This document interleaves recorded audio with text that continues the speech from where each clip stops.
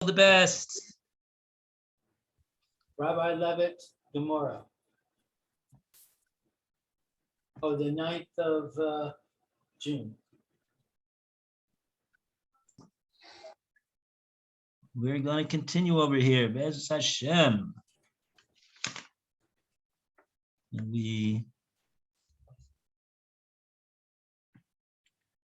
okay. So we got to the next sugya over here.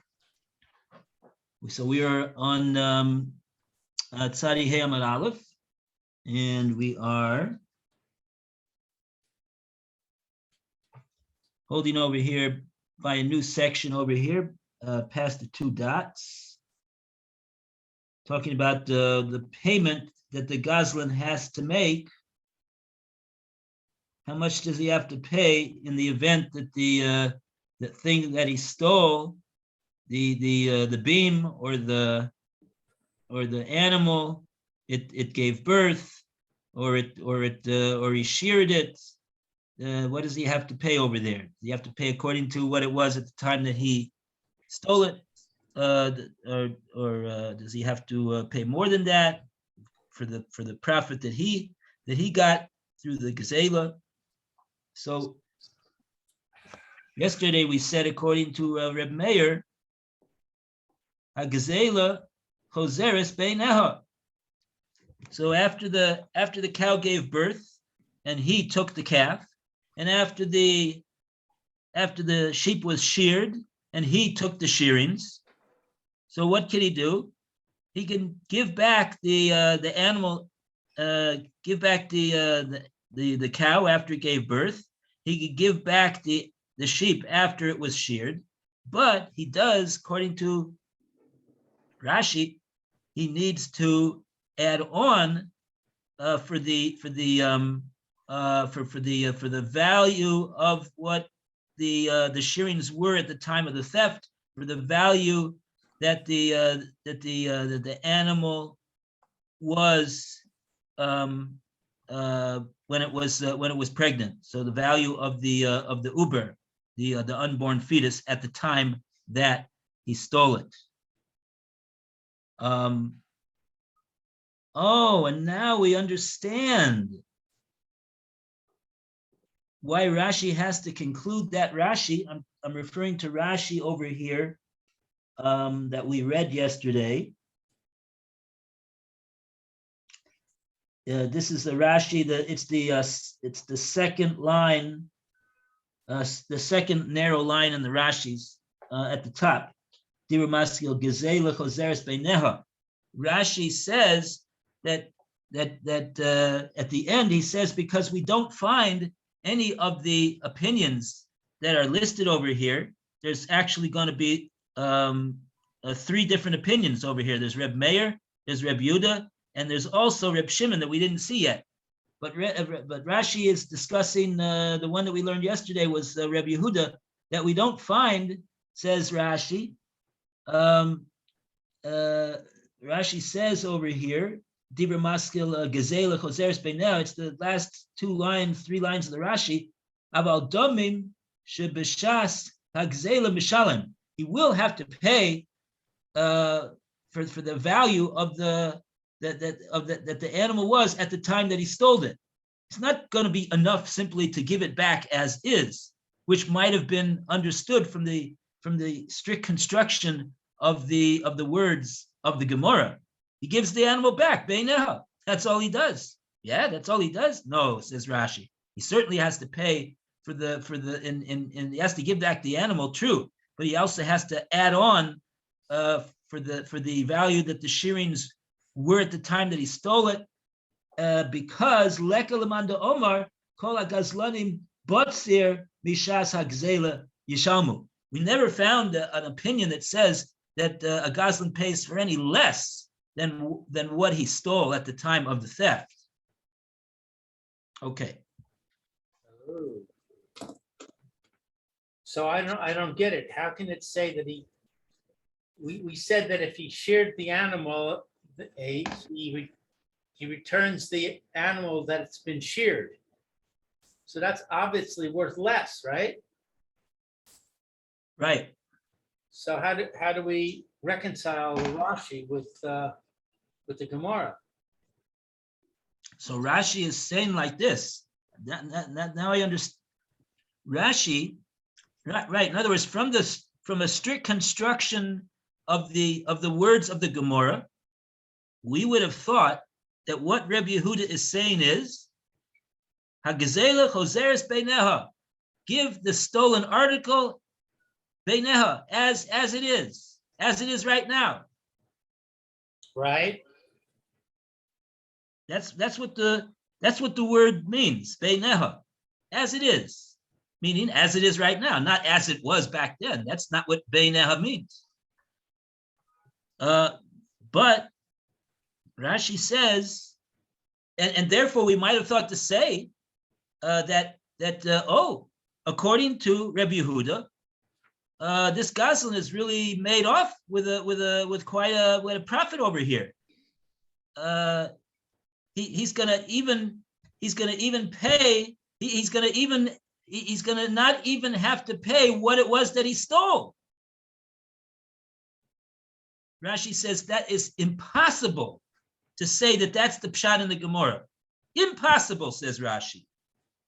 We never found a Manda Omar who says that a Goslin pays less than what he stole. That we never found. If he's paying, he at least has to pay for what it was that he stole.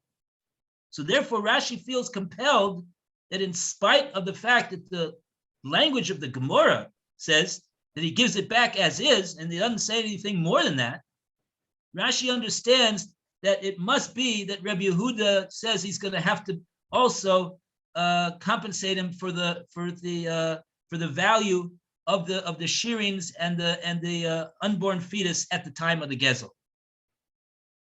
And that's why Rashi, if you'll, and Rashi is like anticipating our question. Said, and if you'll ask on me, but Rashi, that's not what it says in the Gemorah. Rashi says, listen, we never found a Manda Omar that says that a Goslin pays less than what he stole for. That's inconceivable. So you got to learn the way that I'm telling you.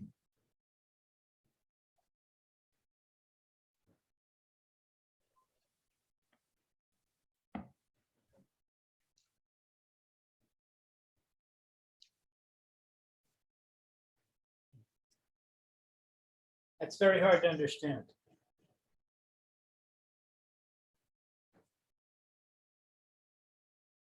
We have a statement in the Gemorah. It says, Kol hagazlanim mishalmim kishas hagzela.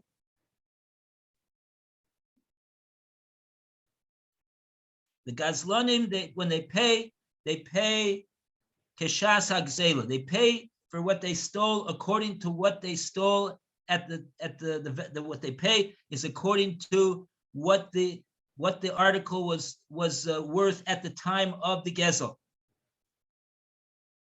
So according to Rashi,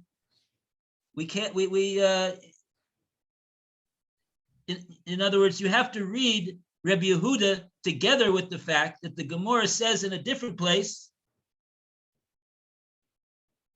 all Gazlanim pay according to the time of the Gezel. It doesn't say that they pay for less than at the time of the Gezel. They pay for their Gezel at the time of the Gezel. So to Rashi, it's inconceivable that Rebbe Yehuda would be saying contrary to that statement in the Gemorah.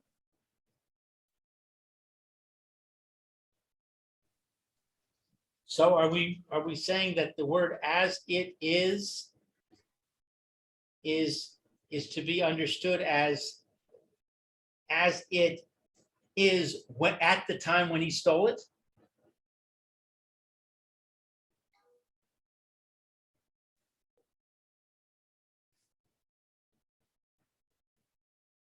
I hear the question. That would be a very unusual way to understand what this word means. Hineh means as it is. As it is. Not as it once was. But it could be that the Chiddush that Rabbi Yehuda is coming to tell us is that the Goslin has an obligation to return the thing that he stole. And he can't say, oh, well, this is not what I stole because I stole a pregnant animal and this is not a pregnant animal. It's ki'ilu like there was a shinui that was done. This is not the animal that I stole. No, you have to return that animal. That animal you have to return, and don't think that you can get away with simply paying money. If that animal is still in existence, you have to give it back. But it has to pay. It's not that he has to give the animal back, but in addition to the animal given back, he has to pay the value, so to speak, make up the difference with the value of what the animal was worth before at the time of the theft. The only difference that we're saying is he doesn't have to pay if there was an appreciation in value now for the extra work and stuff like that, but he does have to pay for the value of what it is. If there was wool on it before and now there's not wool on it, he has to pay for that value of the wool that was on it before. If it had a vlad before and now doesn't have a vlad, he has to pay what the value of the vlad would have been at that time, not what the value of the vlad is now. If it got born and it's worth more, he doesn't have to pay that, but he does have to pay what it was worth at the time, make it up, in addition to the animal. Well, what's the difference between what Rabbi Meir says and what we're understanding Rabbi Yehuda says? Okay, that's another good question. Let's go back to Rabbi Meir. What does Rabbi Meir say?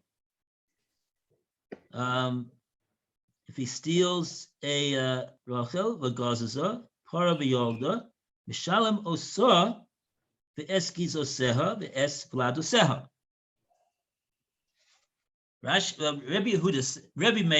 Rabbi Meir says over here, he stole an animal, and after he stole the animal, he sheared off the wool. He stole a cow, and then after he stole it, the animal gave birth. So what does he have to pay according to Rabbi Meir?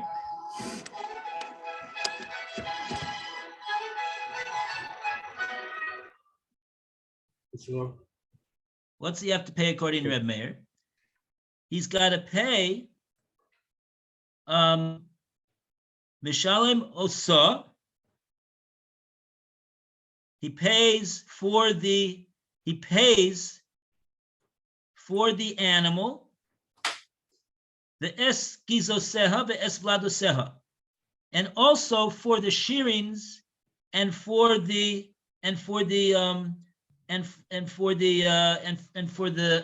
calf.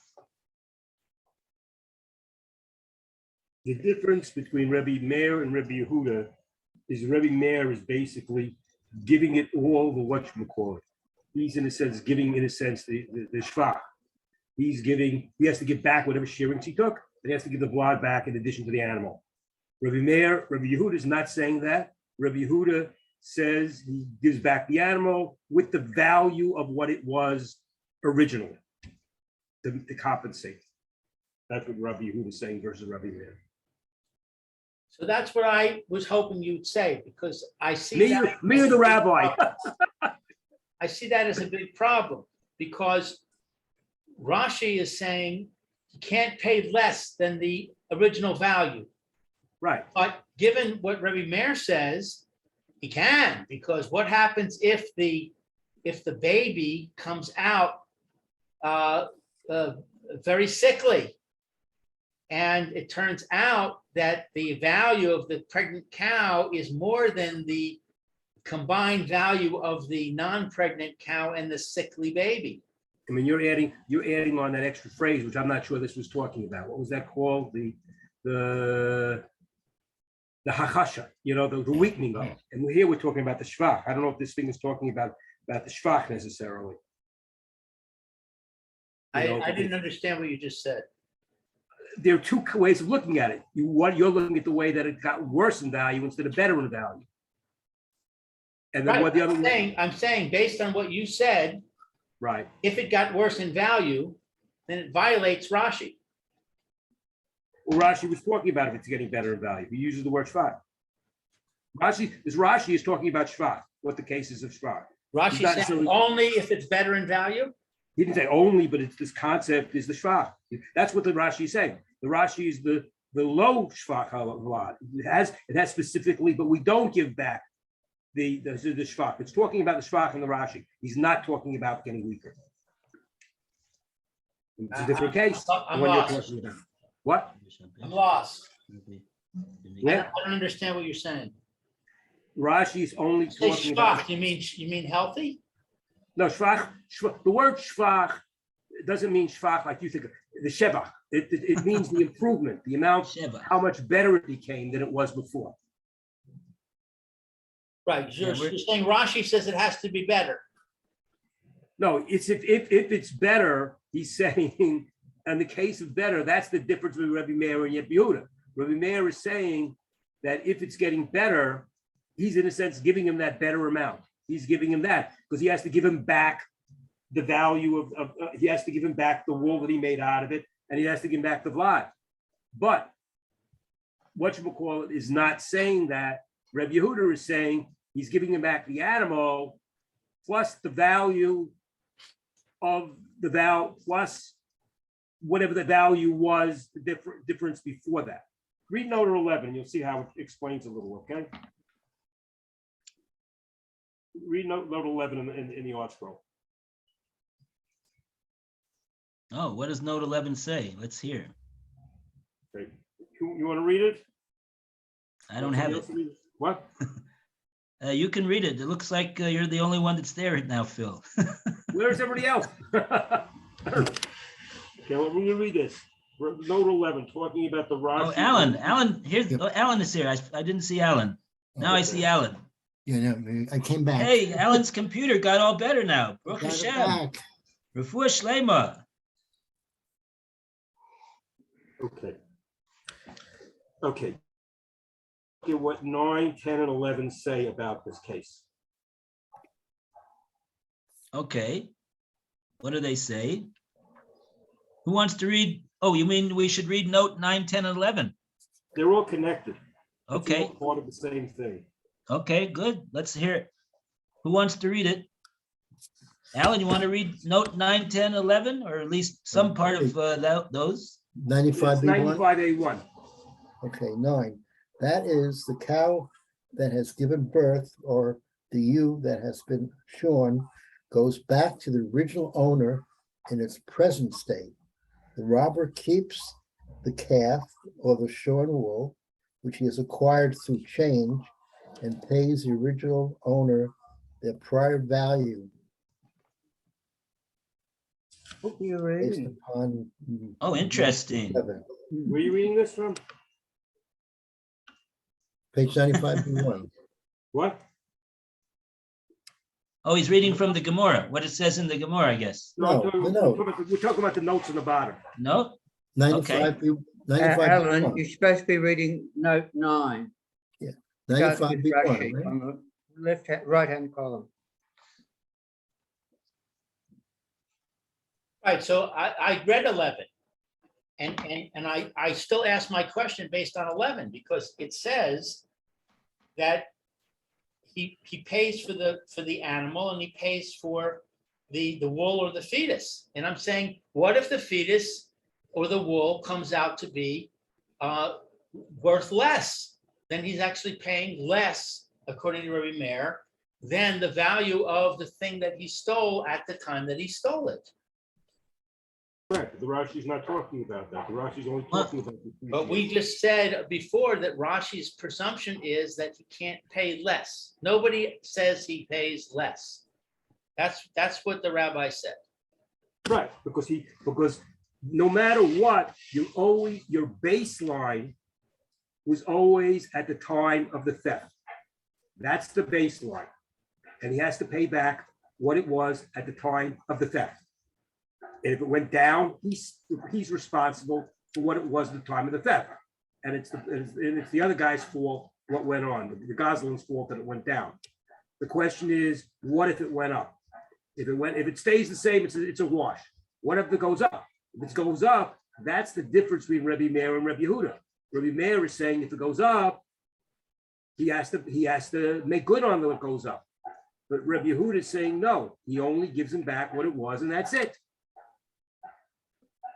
He doesn't have to give back the appreciation. If you take a look at the words of Rashi in explaining Rebbe Meir, Rashi says it's the last wide line. It starts the last wide line of Rashi. At the end of the line, Mishalem oso ve'es gizoseha. That Rashi is referring to the statement of Rebbe Meir. So Rashi tells you what he pays, what's the principle involved. The principle is, says Rashi, Kol ma shenotal mimenu u'ma sheheshpicha. He's going to have to pay for everything that he took at the time that he took it, and he's also going to have to pay for any increase in value that he got.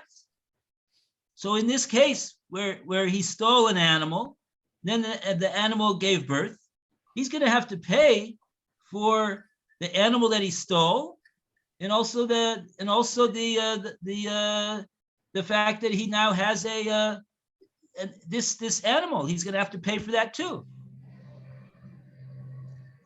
And the same thing with the shearings. He's going to have to pay for the animal that he took, and also for the value of the shearings that he sheared off the animal after he stole it. That's according to Rebbe Meir. But according to Rebbe Yehuda, Rebbe Yehuda says that he's got to give back the animal as is. That's what the words of the Gemorah are. He gives back the animal as is. Now, interesting, I'll make this point. I don't want to get stuck on this, but Rebbe Meir doesn't talk about returning the animal. He just talks about mishalem osa. Mishalem generally means he pays for it, and meaning the animal that he stole, and for the shearings, and for the baby that was born.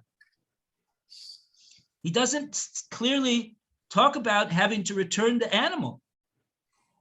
But Rebbe Yehuda talks very clearly about returning the animal.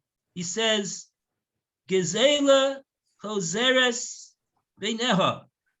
The stolen animal has to be returned as is. Beineha. And then Rashi explains, but he's also, in addition to that, we have to understand that Rebbe Yehuda says he's got to pay for the value of the value that the Uber was at the time that he stole it, and the shearings, how much the value of the shearings was at the time that he stole it. So you ask, what's the difference between them? The difference is as follows. According to Rebbe Meir, he's got to, let's say the animal is worth 1,000, and the newborn is worth 500. So according to Rebbe Meir, he's got to pay 1,500. What about according to Rebbe Yehuda? How much does he pay? He's going to pay he's gonna pay for the value of an animal that was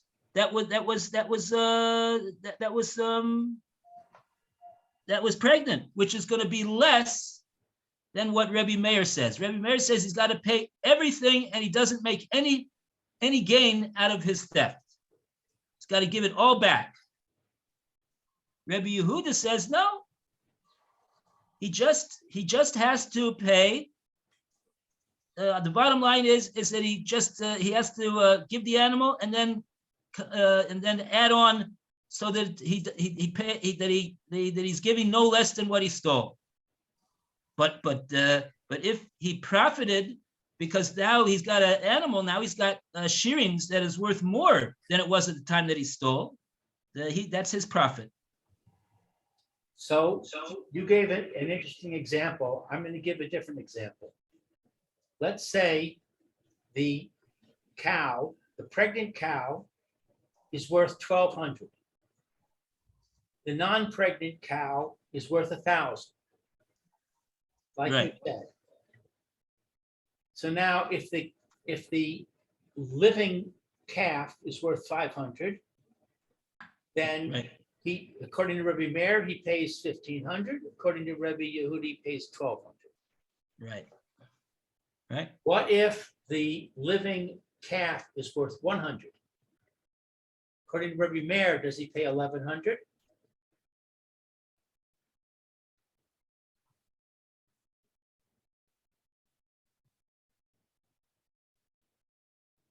Well, you're saying that the calf is worth less than the sum total of the non-pregnant animal, and the calf is worth less than the animal when it was expecting? Right, because the value of 1,200 is based on the marketplace making an estimate of what they think is going to happen.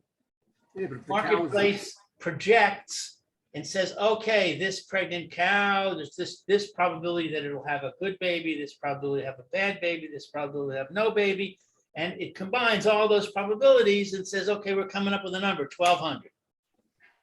So there's nothing to say how it's going to actually work out in reality. Maybe the 1,200 is going to be high, maybe it's going to be low. Okay, Again, you could even make the case even more strong. Say the animal was stillborn. That'll Fine, make the case even that'll make it stronger. even stronger. Okay. Which is again what Rashi's not talking about. Rashi's only talking about if it I'm goes not up talking or down. about Rashi anymore. I'm talking about a question of the difference between the two positions.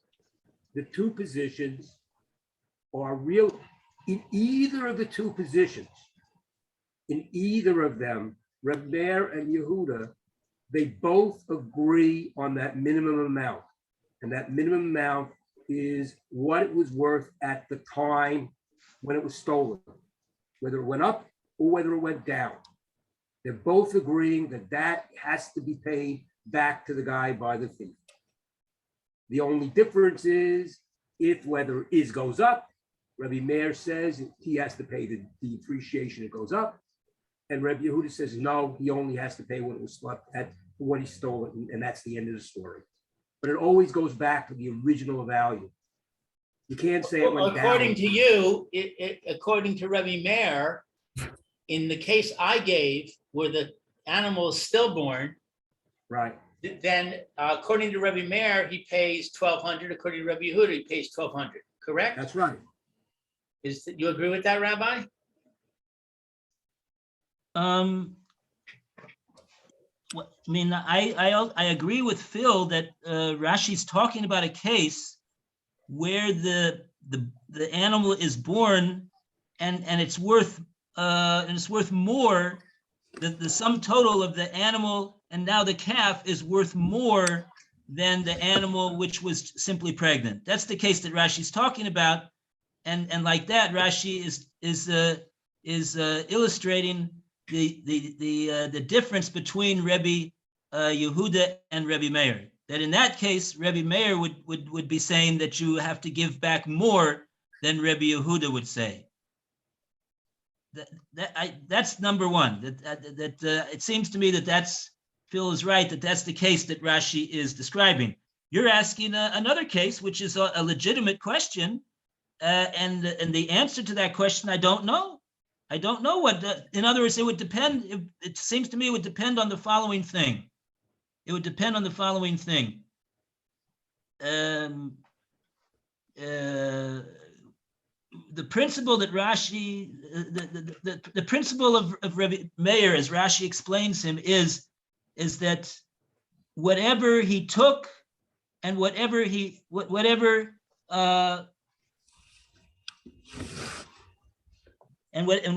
animal increased in value, he's got to pay that back. So at the end of the day, he's only left with an animal that's worth 1,000 and an animal which is worth 100. So I don't think according to Reb Meir, there won't be any difference between whether the animal's a stillborn and animal's a healthy animal. It's just less increase in value that he has to pay. But the question is according to Rabbi Yehuda. According to Rabbi Yehuda says that you pay for the animal, not the animal itself that was born, but according to what the mother was worth at the time of the gezel. But the reason why Rashi says that is because he says that it's inconceivable to him that Rabbi Yehuda would be saying you only have to pay for the animal as is. That's inconceivable to Rashi. So therefore Rashi says he's got to pay he's got to pay for the animal that was worth at the time of the gezel. In the case that you are constructing, Lou, you're coming out with what's going to be a kula. It could be a kula according to Rabbi Yehuda. I don't know if that's what Rashi had in mind when he wrote this Rashi. That according to Rabbi Yehuda, I'm giving you a kula. So that's why I'm saying that in the case if the animal is worth less, the two animals are worth less than the one animal that was expecting to give birth. I don't know if it's not so clear to me that Rabbi Yehuda would say, yeah, he would pay even less in that case. I could hear both ways, in other words. Okay. Teiku.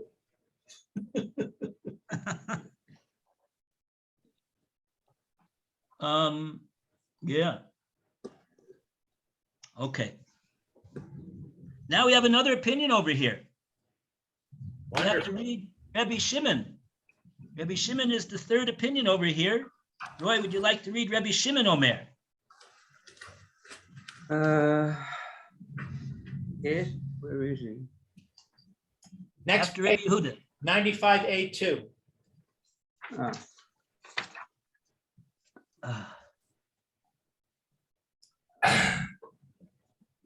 Rabbi Shimon says on there.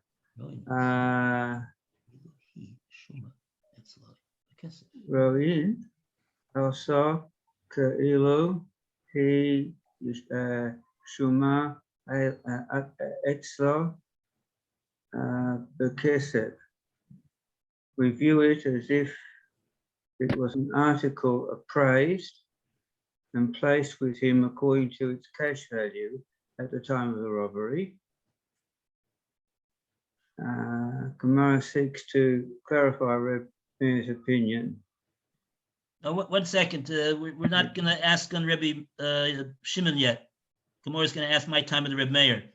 So before that, we're going to go to the Rashi over here. Sorry, Roy.